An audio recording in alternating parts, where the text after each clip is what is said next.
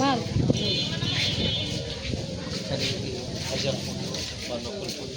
সেগুলো কিন্তু পরিচালনা করা হতো। ব্যবসা যে জুয়েলার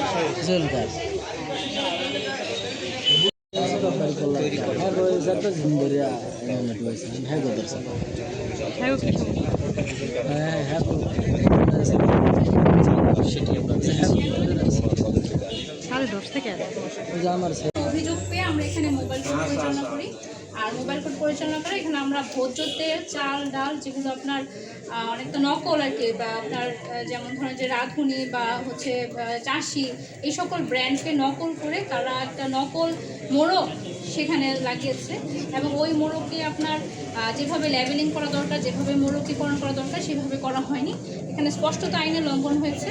আমরা পরবর্তী আইন অনুযায়ী যে ব্যবস্থা নেওয়া দরকার সেটা নিচ্ছি আমরা। ধন্যবাদ।